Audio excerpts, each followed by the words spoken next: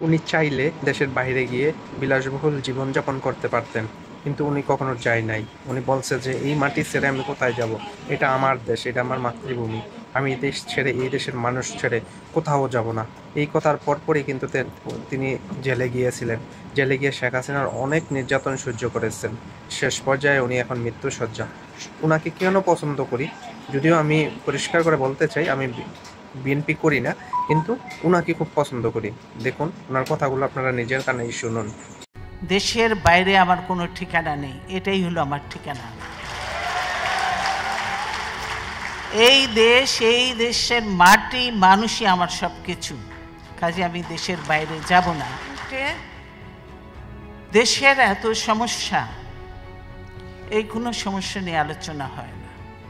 দেশে শুধু গালি গালাজ, পার্লামেন্টে গালি গালাজ, আমরা পার্লামেন্টে নেই, কোথাও নেই, কিন্তু শুধু পার্লামেন্টে খালেদা জিয়া, তারেক রহমান আর জিয়াউর রহমানকে নিয়ে চলছে। তাদের যত গালি গালাজ আমাদের ইয়ে করছে।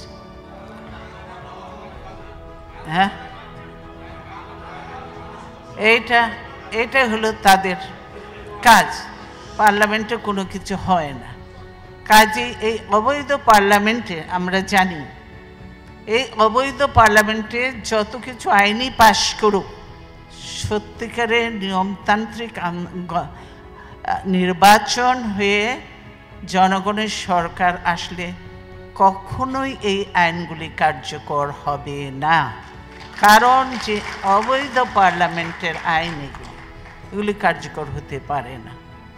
আপনারা দেখলেন যে আজকে দলীয়করণ করেছে, আমি আগে বলেছি প্রশাসন হয়েছে, পুলিশ হয়েছে, তারপরে নির্বাচন কমিশন। এই নির্বাচন কমিশন পুরো দলীয়করণ, সব দলের লোকজনকে বসেছে। কাজে এই নির্বাচন কমিশনের অধীনে কোনো নির্বাচন কি সুষ্ঠু হবে? হবে না। এই হাসিনার অধীনে কোনো নির্বাচন কি সুষ্ঠু হবে? এতগুলো কিছু দেখার পরে হবে না।